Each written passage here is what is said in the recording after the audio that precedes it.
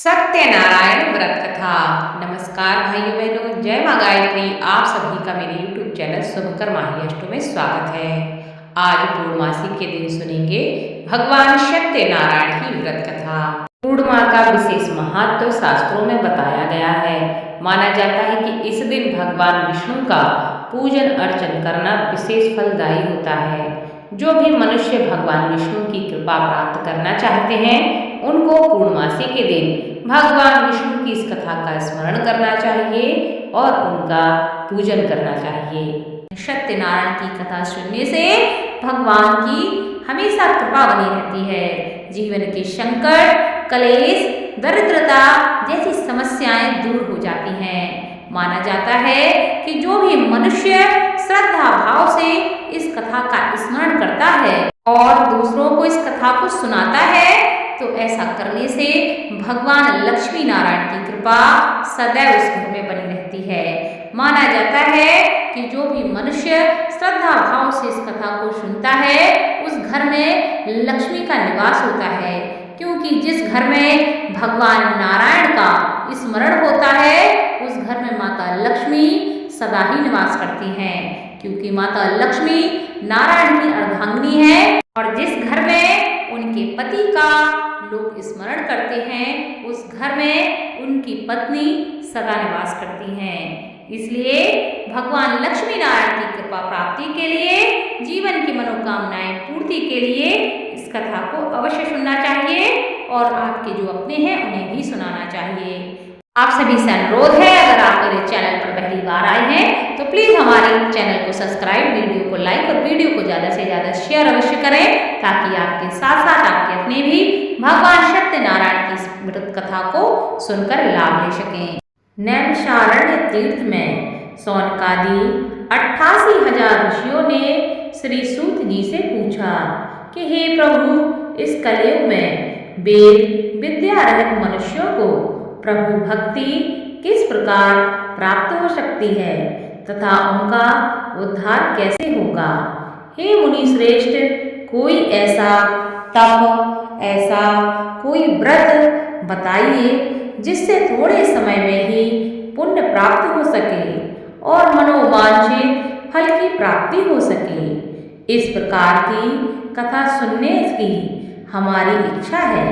सर्वशास्त्रों के ज्ञाता सूत जी कहते हैं कि हे वैष्णवों, आप सभी ने प्राणियों के हित की बात पूछी है, इसलिए मैं एक ऐसे श्रेष्ठ व्रत को आप लोगों को बताऊंगा जिसे नारद जी ने लक्ष्मी नारायण जी से पूछा था और लक्ष्मीपति ने मुनि श्रेष्ठ नारद जी से कहा था कि आप सब इसे ध्यान से सुनिए।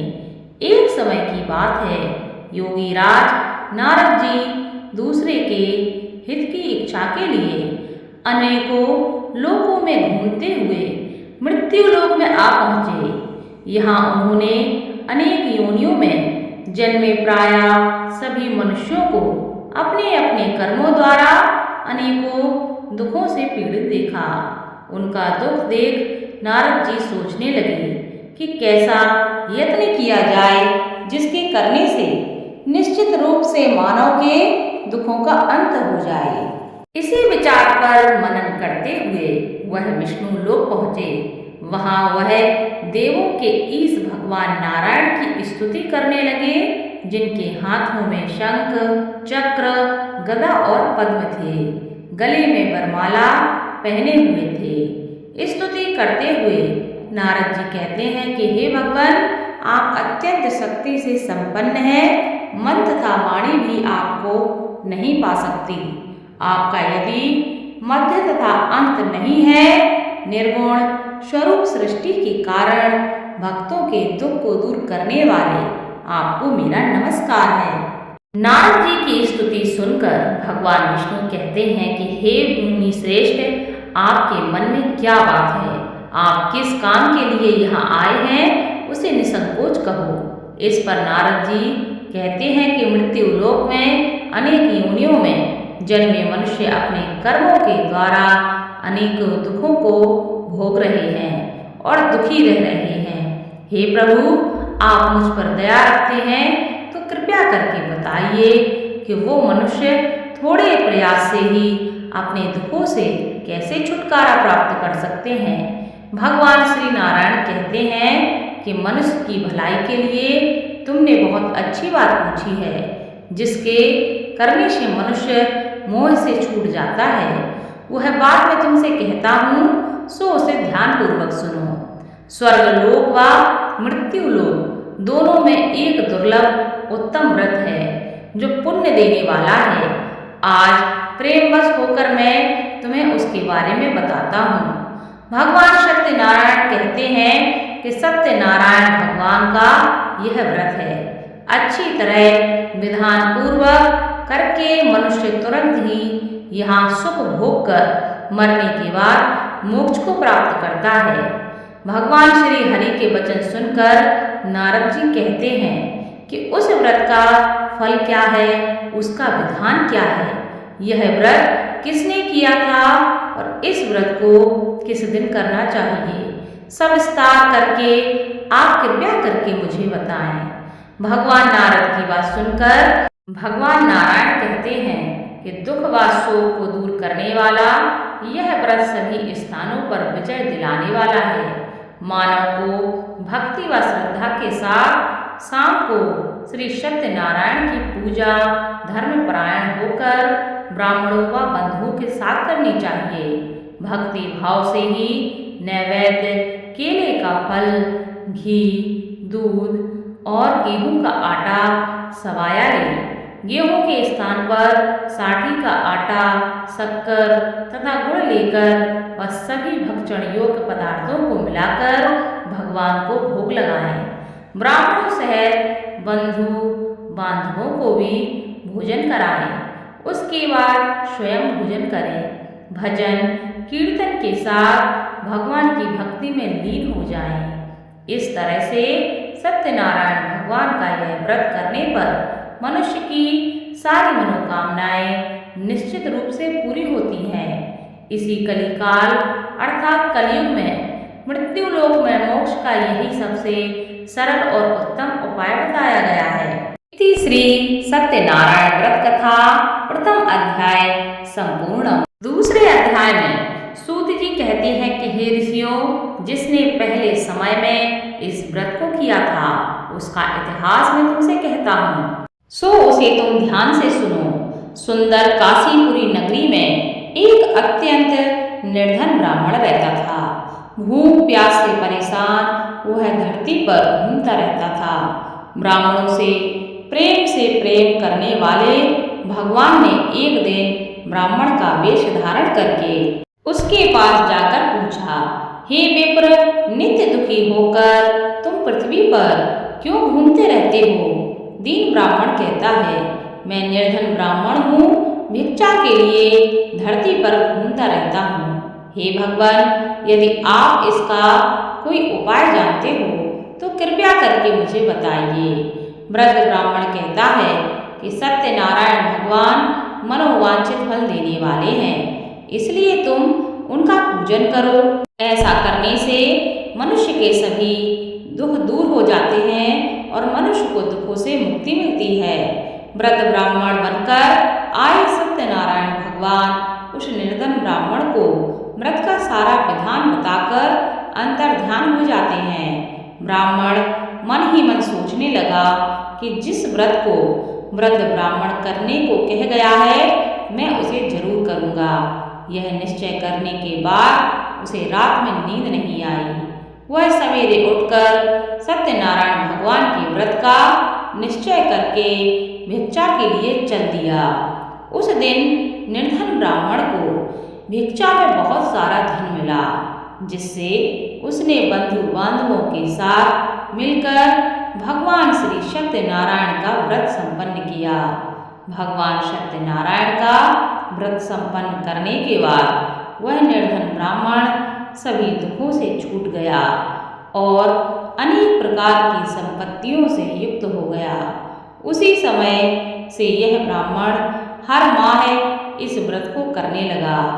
इस तरह से सत्यनारायण भगवान के व्रत को जो मनुष्य करेगा वह सभी प्रकार के पापों से छूटकर मोक्ष को प्राप्त होगा। जो मनुष्य इस व्रत को करेगा वह भी सभी दुखों से मुक्त हो जाएगा। सूत जी कहते हैं कि इस तरह से नारद जी से नारायण जी ने कहा था कि सत्यनारायण व्रत को मैंने तुमसे कहा है। हे विप्रो, अब मैं क्या कहूँ। ऋषि कहते हैं कि हे मुनिवर, संसार में उस विप्र से सुनकर और किस किस ने इस व्रत को किया है, हम सब इस बात को सुनना चाहते हैं। इसके लिए हमारे मन में श्रद्धा का भाव है। सूत जी कहते हैं कि हे मुनियों, जिसने इस व्रत को किया है वह सब सुनो। एक समय वही विप्र धन व ऐश्वर्य के अनुसार अपने बंधु बांधवों के साथ इस व्रत को करने को तैयार हुआ। उसी समय एक लकड़ी बेचने वाला बूढ़ा आदमी आया और लकड़ियां बाहर रखकर अंदर ब्राह्मण के घर जा पहुंचा। प्यास से दुखी वह लकड़हारा उनको व्रत करते देखकर विप्र को नमस्कार करके पूछने लगा कि आप यह क्या कर रहे हैं तथा इसे करने से क्या फल प्राप्त होता है, कृपया मुझे बताइए। ब्राह्मण ने कहा कि सब मनोकामनाओं को पूरा करने वाला यह सत्यनारायण भगवान का व्रत है। इनकी कृपा से ही मेरे घर में धन धान्य आदि की वृद्धि हुई है। हे विप्र, सत्यनारायण व्रत के बारे में जानकर लकड़हारा बहुत प्रसन्न हुआ। चरणामृत लेकर वह प्रसाद खाने के बाद अपने घर गया। लकड़हारे ने अपने मन में संकल्प किया कि आज लकड़ी बेचने से जो धन मिलेगा उसी से सत्यनारायण भगवान का उत्तम व्रत करूंगा। मन में इस विचार को ले बूढ़ा आदमी सिर पर लकड़ियां रखकर उस नगर में बेचने चला गया जहां धनी लोग ज्यादा रहते थे। उस नगर में उसे अपनी लकड़ियों का दाम पहले से 4 गुना अधिक प्राप्त होता है। बूढ़ा प्रसन्नता के साथ दाम लेकर केले, शक्कर, घी, दूध, दही और गेहूं का आटा ले आता है और भगवान सत्यनारायण के व्रत की अन्य सामग्रियां लेकर अपने घर गया। वहां उसने अपने बंधु बांधवों को बुलाकर विधि विधान से सत्यनारायण भगवान का पूजन और व्रत किया। इस व्रत के प्रभाव से वह बूढ़ा लकड़हारा धन, पुत्र आदि से युक्त होकर संसार के समस्त सुख भोग कर अंतकाल में वैकुंठ धाम को चला गया। इति श्री सत्यनारायण व्रत कथा द्वितीय अध्याय संपूर्णम। तृतीय अध्याय में सूत जी कहते हैं कि हे मुनि श्रेष्ठ, अब आगे की कथा मैं तुमसे कहता हूँ। पहले समय में उल्कामुख नाम का एक बुद्धिमान राजा था। वह सत्यवक्ता और जितेंद्रिय था। प्रतिदिन देव स्थानों पर जाता था और निर्धनों को धन देकर उनके कष्ट दूर करता था। उसकी पत्नी कमल के समान मुख वाली तथा सती साध्वी थी। भद्रशिला नदी के तट पर उन दोनों ने श्री सत्यनारायण भगवान का व्रत किया। उसी समय साधु नाम का एक वैश्य आया। उसके पास व्यापार करने के लिए बहुत सा धन भी था। राजा को व्रत करते देखकर वह विनय के साथ पूछने लगा कि हे राजन, भक्ति भाव से पूर्ण होकर आप यह क्या कर रहे हैं? मैं सुनने की इच्छा रखता हूँ, कृपया करके इसके बारे में मुझे बताएं। राजा कहता है कि हे साधु, अपने बंधु बांधवों के साथ पुत्रादि की प्राप्ति के लिए एक महाशक्तिमान श्री सत्यनारायण भगवान का व्रत व पूजन कर रहा हूँ। राजा के वचन सुनकर साधु आदर से कहता है कि हे राजन, मुझे इस व्रत का सारा विधान बताइए। आपके कथनानुसार मैं भी इस व्रत को करूँगा। मेरी भी संतान नहीं है और इस व्रत को करने से निश्चित रूप से मुझे भी संतान की प्राप्ति होगी। राजा से व्रत का सारा विधान सुनकर व्यापार से निर्वृत्त हो वह अपने घर जा पहुंचा। साधु वैश्य ने अपनी पत्नी को संतान देने वाले इस व्रत का वर्णन कह सुनाया और कहा कि जब मेरी संतान होगी तब मैं इस व्रत को करूँगा। साधु ने इस तरह के वचन अपनी पत्नी लीलावती से कहे। एक दिन लीलावती पति के साथ आनंदित हो सांसारिक धर्म में प्रवृत्त होकर सत्यनारायण भगवान की कृपा से गर्भवती हो गई। 10वें महीने में उसके गर्भ से एक सुंदर कन्या का जन्म हुआ। दिनों दिन वह ऐसे बढ़ने लगी जैसे कि शुक्ल पक्ष का चंद्रमा बढ़ता है। माता पिता ने अपनी कन्या का नाम कलावती रखा। एक दिन लीलावती ने मीठे शब्दों में अपने पति को याद दिलाया कि आपने सत्यनारायण भगवान के जिस व्रत को करने का संकल्प लिया था उसे करने का समय आ गया है। आप इस व्रत को करिए। साधु कहता है कि हे प्रिय, इस व्रत को मैं उसके विवाह पर करूँगा। इस प्रकार अपनी पत्नी को आश्वासन देकर वह नगर को चला गया। कलावती पिता के घर में रहकर वृद्धि को प्राप्त हो गई। साधु ने एक बार नगर में अपनी कन्या को सखियों के साथ देखा तो तुरंत ही दूत को बुलाया और कहा कि मेरी कन्या के लिए योग्य वर ढूंढ कर लाओ। साधु की बात सुनकर दूत कंचन नगर में जा पहुंचा और वहां देखभाल करके लड़की के सुयोग्य बाणिक पुत्र को ले आया। सुयोग्य लड़के को देखकर साधु ने बंधु बांधवों को बुलाकर अपनी पुत्री का विवाह कर दिया। लेकिन दुर्भाग्य की बात ये कि साधु ने अभी भी सत्यनारायण भगवान का व्रत नहीं किया। इस पर भगवान सत्यनारायण को क्रोध आ गया और उन्होंने श्राप दिया कि साधु को अत्यधिक दुख मिले। अपने कार में कुशल साधु बनिया जमाई को लेकर समुद्र के पास स्थित होकर रत्नाशारपुर नगर में गया। वहां जाकर दामाद ससुर दोनों मिलकर चंद्रकेतु राजा के नगर में व्यापार करने लगे। एक दिन भगवान सत्यनारायण की माया से एक चोर राजा का धन चुराकर भाग रहा था। उसने राजा के सिपाहियों को अपना पीछा करते देख चुराया हुआ धन वहां रख दिया जहां साधु अपने जमाई के साथ ठहरा हुआ था।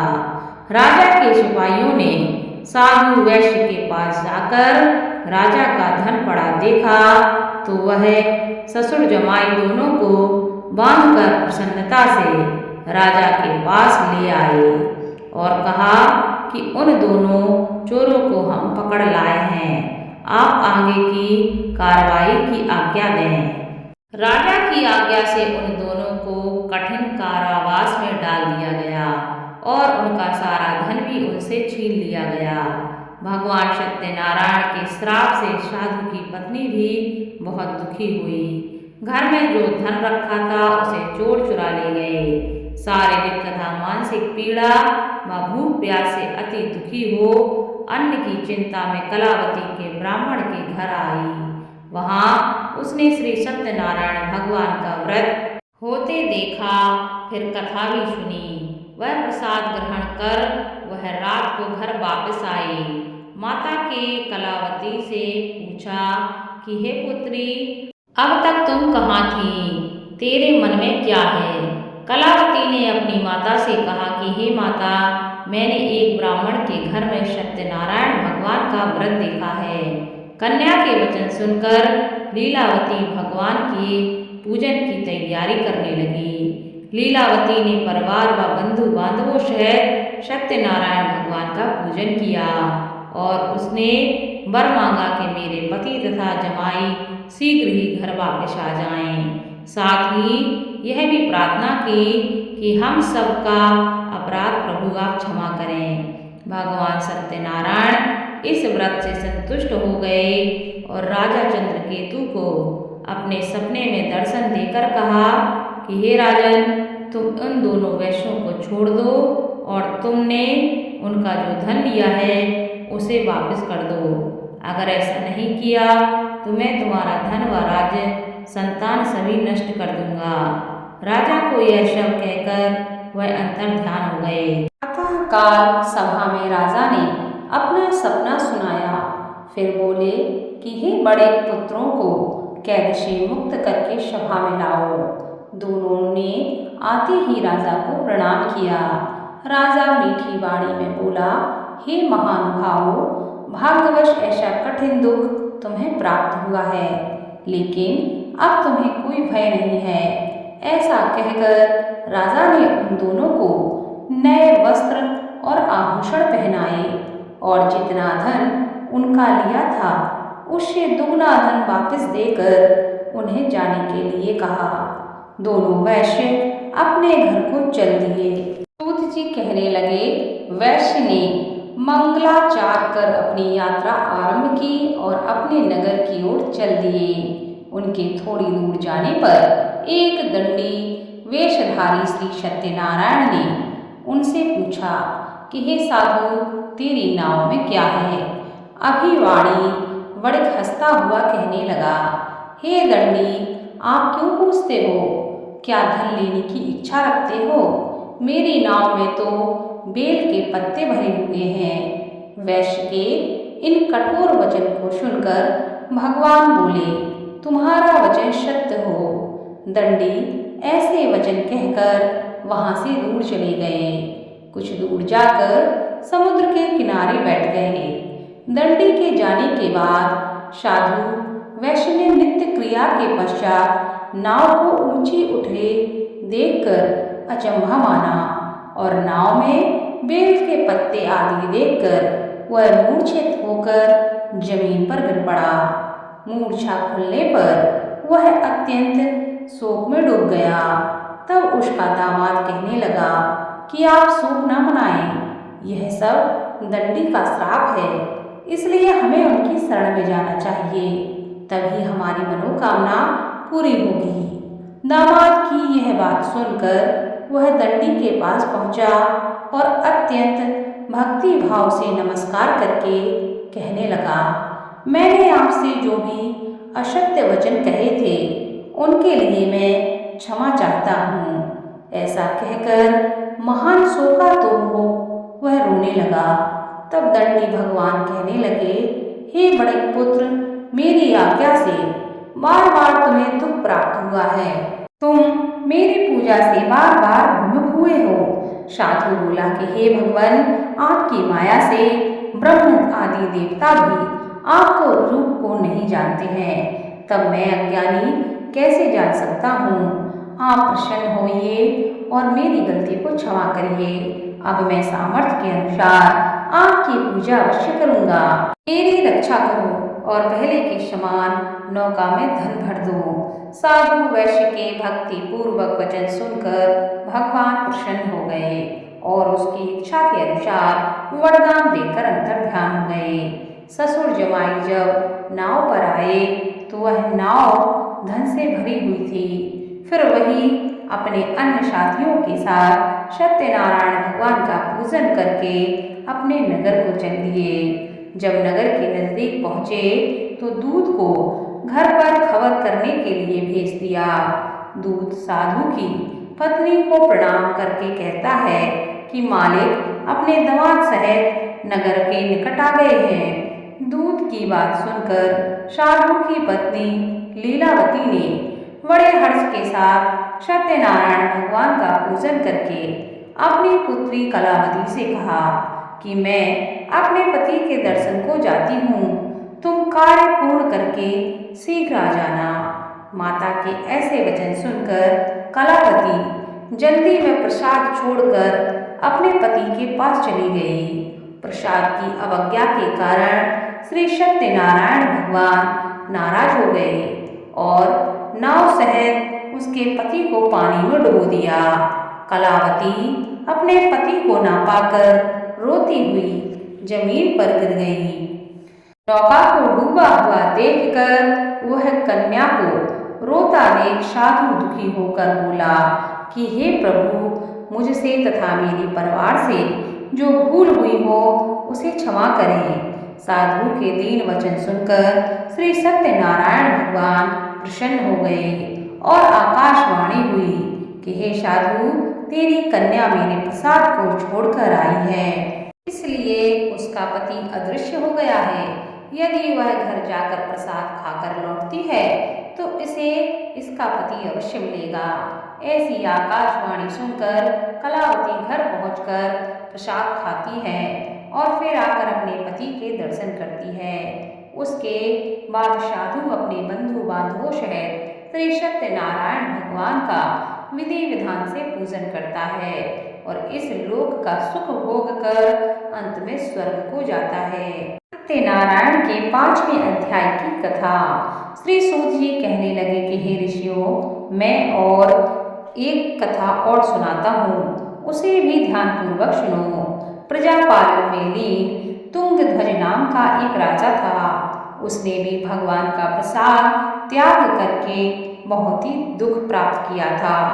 एक बार वन में जाकर वन्य पशुओं को मारकर वह बड़ के पेड़ के नीचे आया। वहां उसने ग्वालों को भक्ति भाव से अपने बंधुओं सहित श्री सत्यनारायण भगवान का पूजन करते देखा। अभिमानवश राजा ने उन्हें देखकर भी पूजा स्थान में नहीं गया और ना ही उसने भगवान को प्रणाम किया। ग्वालों ने राजा को प्रसाद दिया, लेकिन उसने वह प्रसाद नहीं खाया और प्रसाद को वहीं छोड़कर वह नगर लौट आया। जब वह नगर पहुंचा तो वहां सब कुछ तहस नहस हो चुका था। वह शीघ्र ही समझ गया कि यह सब भगवान ने ही किया है। वह दोबारा ग्वालों के पास पहुंचा और विधि पूर्वक पूजा करके प्रसाद ग्रहण किया तो भगवान सत्यनारायण उससे प्रसन्न हो गए और उन्होंने सब कुछ पहले जैसा कर दिया। दीर्घकाल तक सुख भोगने के बाद मरणोपरांत उसे स्वर्ग लोक की प्राप्ति हुई। जो मनुष्य परम दुर्लभ इस व्रत को करता है, उस पर भगवान सत्यनारायण की अनुकंपा हमेशा बनी रहती है। उसके जीवन में धन धान्य की कमी नहीं रहती। निर्धन ही धनी हो जाते हैं और भय मुक्त जीवन व्यतीत करते हैं। संतानहीन को संतान का सुख मिलता है और सभी मनोरथ पूर्ण होते हैं।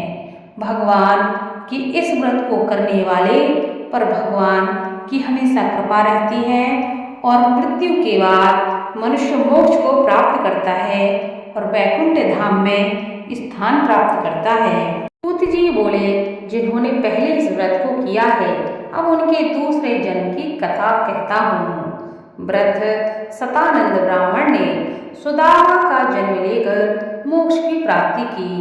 लकड़हारी ने अगले जन्म में निषाद राज बनकर मोक्ष प्राप्त किया।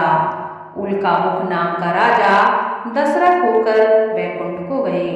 साधु नाम के वैश्य ने मोर ध्वज बनकर अपने पुत्र को आरे से चीरकर मोक्ष प्राप्त किया। महाराज तुंगध्वज ने स्वयंभू होकर भगवान में भक्ति युक्त हो कर्म कर मोक्ष प्राप्त किया। बोलो भगवान सत्यनारायण की जय। इसी के साथ सत्यनारायण कथा संपूर्ण होती है।